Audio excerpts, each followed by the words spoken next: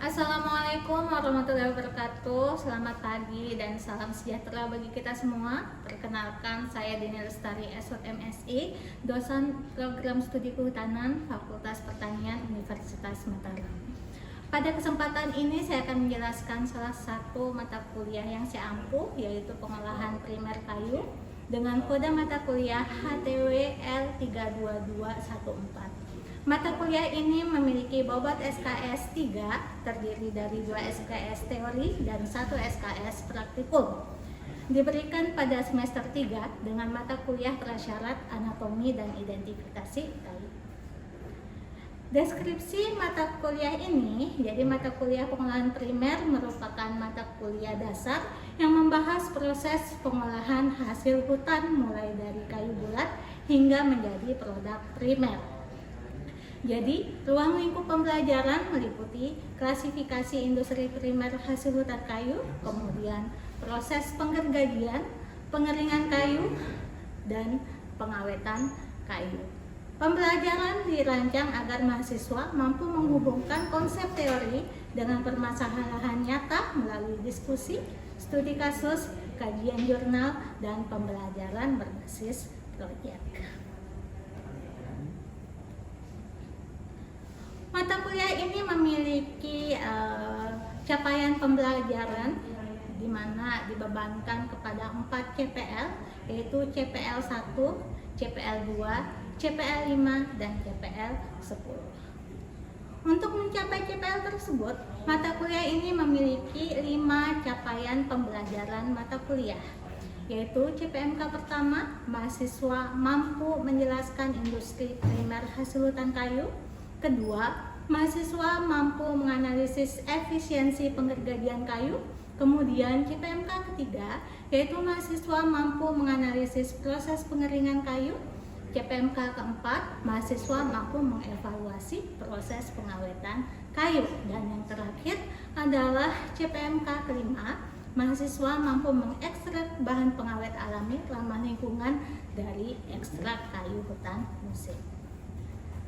Sub CPMK yang akan saya sampaikan adalah sub CPMK 4, yaitu mahasiswa mampu menjelaskan proses pengeringan kayu, proses keluarnya air dari dalam kayu, manfaat pengeringan, berbagai cacat yang mungkin terjadi selama proses pengeringan, dan upaya pre-treatment untuk mengurangi cacat pengeringan dengan berbagai metode pengeringan kayu.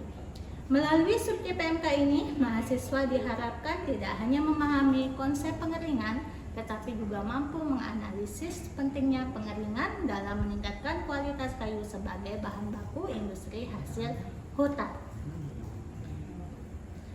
Untuk metode pembelajaran mencapai sub CPMK tersebut, saya menerapkan pendekatan student center learning, di mana pembelajaran ini diawali dengan discovery learning, selanjutnya mengikuti cooperative learning, dan case based learning. Oke, bismillahirrahmanirrahim. Assalamualaikum warahmatullahi wabarakatuh. Waalaikumsalam warahmatullahi wabarakatuh. Selamat pagi semuanya. Selamat datang Ibu sampaikan mahasiswa kehutanan Unhar.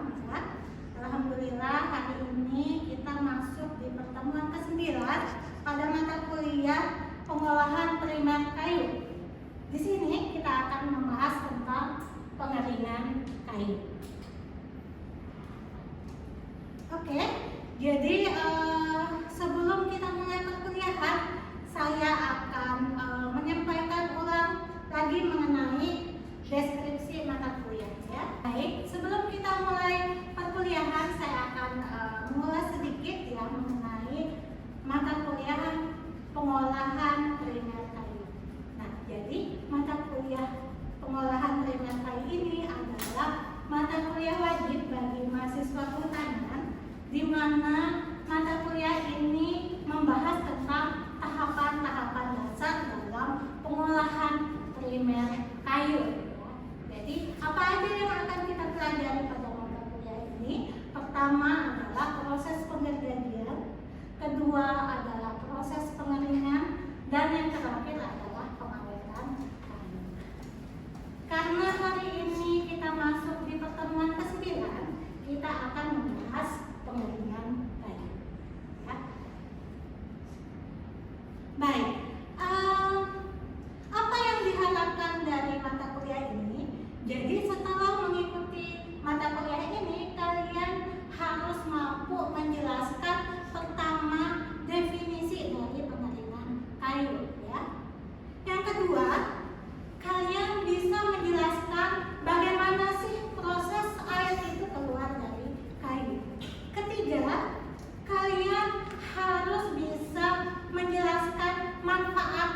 keuntungan-keuntungan kayu yang sudah dikeringkan.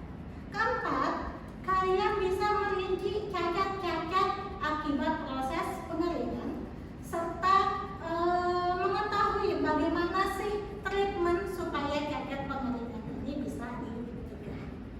Jadi itu adalah capaian pembelajaran kita pada pertemuan ke-9. Nah, bagaimana saya mengetahui kalau kalian itu punya kompetensi ini? Jadi nanti di terakhir pertemuan ya kita akan melaksanakan quiz. Jadi tolong diperhatikan sebaik ya. Nah, sebelum kita mulai perkuliahan, saya akan bertanya terlebih dahulu ya. Kira-kira kenapa sih kayu itu harus dikeringkan? Boleh angkat tangan siapa yang akan menjawab? Boleh Julia? Kira-kira kenapa sih kayu harus dikeringkan?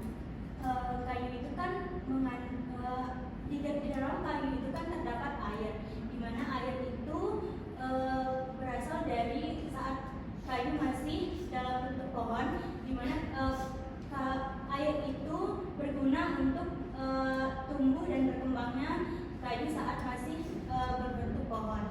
Nah, dikeringkannya kayu ini itu untuk mengurangi kadar air yang ada di dalamnya agar kayu itu menjadi lebih kuat lagi dan lebih tahan terhadap jamur. Baik, terima kasih Julia. Ya, itu sangat bagus sekali penjelasannya dari Julia. Baik, kenapa sih kayu itu harus dikeringkan? Karena pertama, kayu itu berasal dari pohon. Pohon itu adalah makhluk hidup. Namanya makhluk hidup itu pasti membutuhkan air, ya. Nah, ketika pohon itu hidup, itu dia membutuhkan air. Ya. Kalian harus ingat proses fotosintesis juga ya. Jadi kayu itu asal-muasalnya dari mana? Itu adalah dari proses fotosintesis. Perlu kalian ingat bahwa kayu itu berasal dari hasil fotosintesis. Bagaimana reaksi fotosintesis? Yaitu CO2 ya plus H2O, di mana di sini dia dibantu sama klorofil dalam daun ya. Nah, cahaya ya menghasilkan karbohidrat C6H12O dan oksigen ya. Nah, kayu itu berasal dari karbohidrat yang dihasilkan oleh proses fotosintesis. Perlu kalian ketahui bahwa kayu itu mengandung selulosa ya, hemiselulosa dan lignin. Nah, di sini karbohidrat ini dia itu memiliki ikatan OH, di mana ikatan OH ini sangat reaktif dengan air. Ya. Jadi kayu itu tidak bisa dipisahkan dari air, ya ingat. Kemudian, jadi pohon yang baru ditebang itu akan banyak mengandung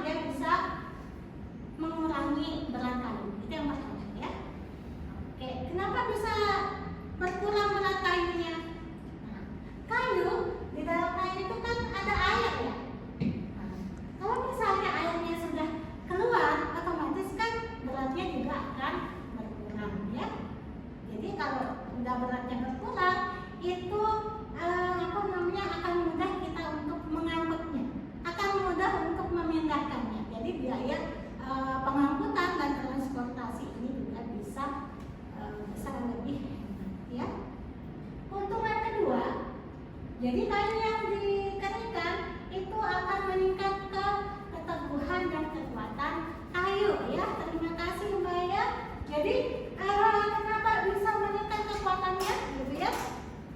Di antara sel-sel kayu itu pasti ada air ya. Nah, ketika sel-selnya itu semakin rapat gitu ya, maka sel-selnya itu akan lebih kuat sehingga di sini akan meningkatkan keteguhan dan kekuatan kayu ya. Keuntungan yang ketiga, meningkatkan keawetan. Kira-kira kenapa ya kayu bisa lebih awet? Karena air itu adalah sumber kehidupan. Ya, kalau misalnya kayunya lembab, gitu ya, kemudian ada airnya itu, maka jamur juga akan suka. Ya, selain jamur ada rayap, rayap juga akan lebih suka kalau ada air. Ya, gitu. Jadi air itu adalah sumber kehidupan. Jadi kenapa bisa meningkatkan keawetan? Itu karena airnya ya. Ketiga, mengurangi dan menghilangkan cacat bentuk ya. Jadi di sini ketika kayu yang dikeringkan itu dimensinya akan lebih stabil ya. Yang terakhir, kayu kering menjadi lebih mudah dimasukkan bahan pengawet. Benar nggak?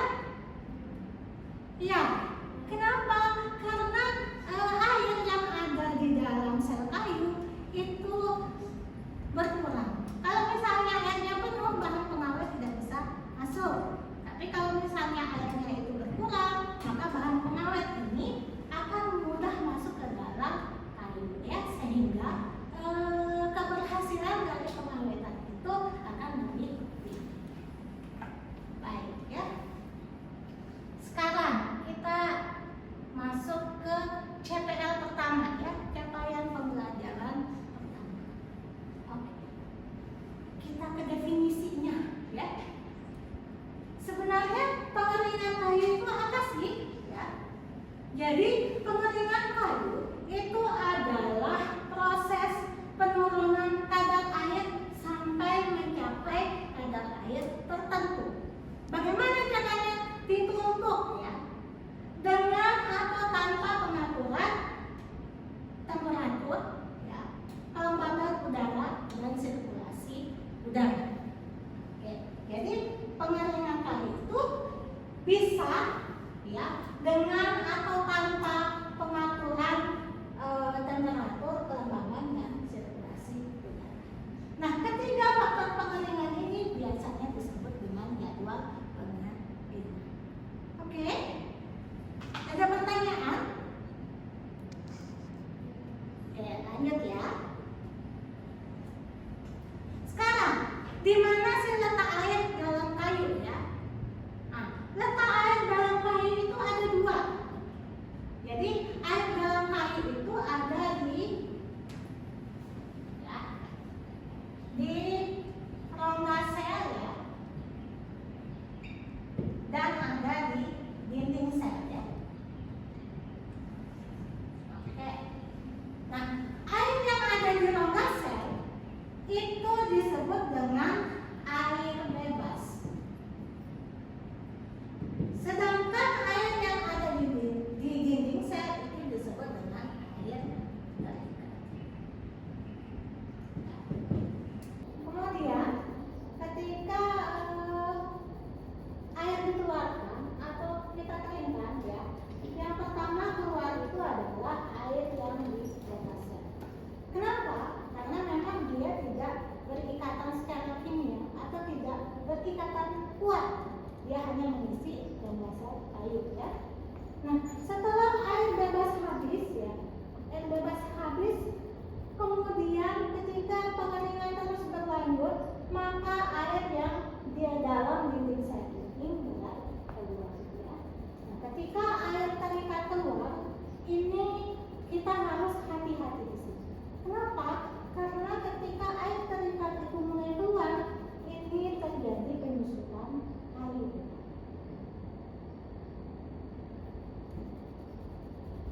Jadi ketika sudah mulai keluar air terikat itu, kita harus mengontrol suhu ya, kelembaban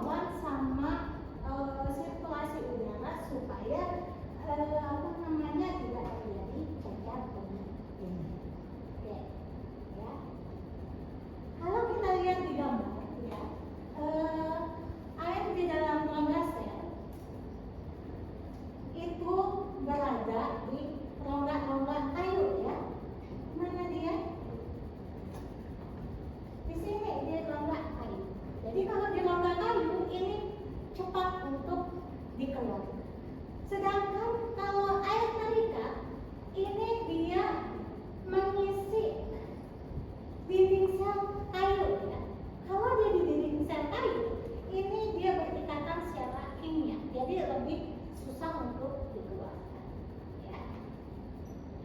Kemudian ada dua istilah yang harus kalian pahami, yaitu titik jenuh serat dan kadar air keseimbangan.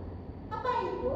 Kalau titik jenuh serat itu adalah kondisi kayu di mana rongga selnya itu, air yang di dalam rongga sel itu sudah habis dikeringkan atau sudah habis keluar, tapi di dalam dinding sel ini masih penuh, gitu ya. Biasanya titik jenuh serat ini berada di kadar air sekitar 30%. Jadi ketika pengeringan itu kadar airnya sudah mencapai 30%, itu harus hati-hati.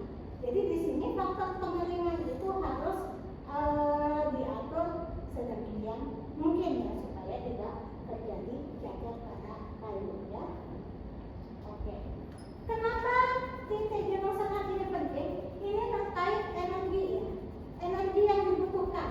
Jadi energi yang dibutuhkan untuk mengeluarkan air di dinding sel itu lebih besar dibandingkan kita mengeluarkan energi yang di rongga sel.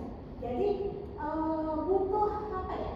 Effort dan panas yang lebih tinggi untuk mengeluarkan air yang di dinding sel. Oke. Kemudian ketika sudah mencapai titik jenuh serat, hati-hati, di sini sudah ada proses penyusutan kayu ya. Tapi ketika kita mengeringkan kayu, ketika sudah mencapai titik jenuh serat, itu kita harus melakukan secara perlahan, tidak boleh kencang-kencang lagi. Kenapa? Karena nanti bisa terjadi cacat ya, cacat pengaruh. Oke. Kemudian sampai kadar air berapa kita akan mengeringkan kayu itu, ada namanya kadar air keseimbangan. Itu apa? Itu adalah posisi kadar air ya yang mencari posisi seimbang dengan lingkungannya. Gitu ya. Jadi setiap tempat itu beda nilai kadar air keseimbangan. Nah, ketika kita lakukan pengeringan kayu, itu berpotensi timbul cacat-cacat pengeringan ya. Jadi di situ. Jadi harus hati-hati kita melakukan pengeringan kayu ya. Oke. Biasanya ya. Jadi cacat pengeringan itu diklasifikasikan menjadi 3, disebabkan oleh 3 ya. Pertama, karena penyusutan kayu. Jadi di sini selisih antara penyusutan itu sangat besar ya. Jadi suhu bola kering sama bola basahnya itu terlalu tinggi selisihnya. Jadi ini berpotensi cacat. Jadi ada cacat-cacat yang disebabkan oleh penyusutan, antara lain ada pecah permukaan ya, kemudian pecah dalam, pecah ujung ya, kemudian juga ada cacat bentuk. Itu pertama ya. Yang kedua, cacat pengeringan itu bisa disebabkan oleh jamur ya. Jadi ini kalau misalnya kita mengeringkan secara alami, kemudian di kondisi yang lembab, itu berpotensi ada tumbuh jamur. Kalau misalnya diserang jamur pewarna, itu hanya merusak penampilan, tapi tidak merusak kekuatan kayu. Ya. Ada tapi jenis jamur lain, ada jamur perusak. Nah ini yang merugikan juga. Kenapa? Karena dia menyebabkan lapuk ya, lapuk kayu. Jadi kekuatannya itu juga diserang. Kemudian ada namanya molding. Jadi ini adalah cacat akibat serangan jamur. Ya. Kemudian yang ketiga, ini adalah cacat pengeringan akibat kandungan kimia dalam kayunya. Ini juga harus hati-hati ya. Di sini ada blue stain sama silver plastik. Oke. Kita ke slide berikutnya. Ketika kita mengerikkan kayu itu ternyata ada perlakuan yang bisa kita lakukan untuk mencegah cacat kayu, ya. Terutama akibat akibat penyusutan kayu, ya. Jadi ada pre-treatment yang dilakukan untuk mencegah cacat kayu. Nah, pertama kita bisa mengurangi potensi susut kayu, ya. Dengan cara apa? Kita tambahkan bulking agent. Nah, bulking agent ini adalah senyawa kimia, gitu ya, yang bisa kita lakukan bersama kayu. Untuk apa? Gitu ya. Untuk mencegah kayu itu menyusut. Jadi ada bahan kimia yang tertinggal di dalam sehingga dimensinya akan stabil, gitu ya. Yang kedua, ini dengan meningkatkan ketegangan maksimum dari kayu. Nah, bagaimana caranya kita meningkatkan ketegangan maksimum? Yaitu dengan proses steaming. Di sini proses steaming ini adalah proses pengukusan kayu, ya. Jadi kayu itu diberikan panas supaya air itu bisa keluar lebih cepat. Kemudian yang ketiga itu mengurangi microcap, ya. Ini patahan kecil gitu, kotak kecil itu dengan cara di-set. Ini adalah pre-treatment yang bisa kita lakukan untuk mencegah cacat penghenti. Oke, ya. Kita ke cara pre-treatment kedua, yaitu steaming, ya.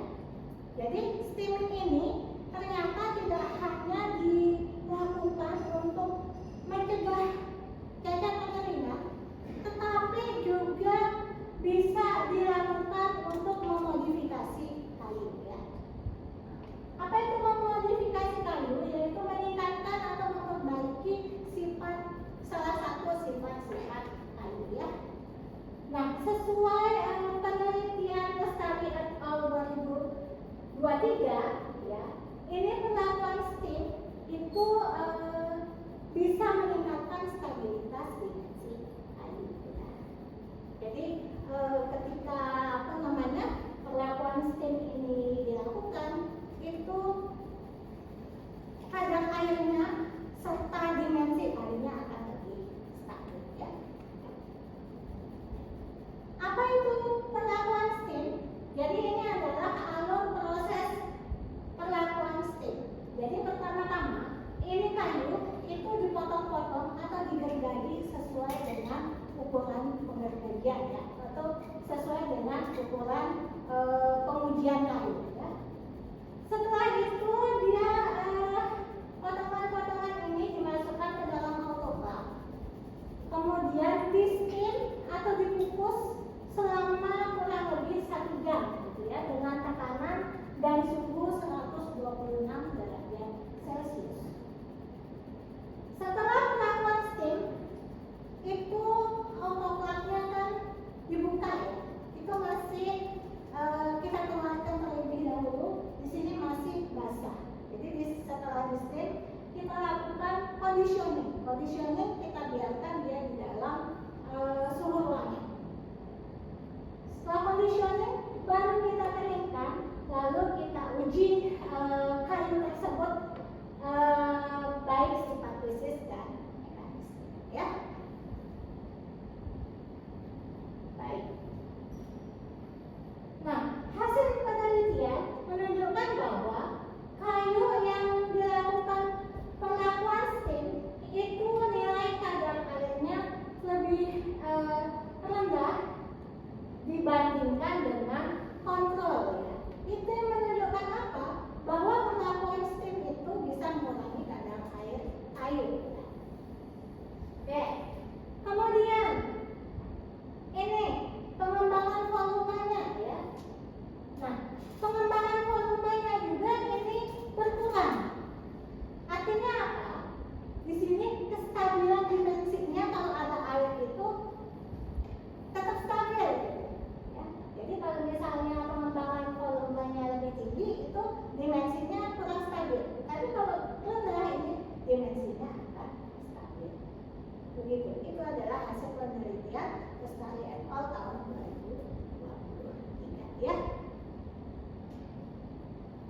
Oke, kita lanjut ke metode pengeringan kayu.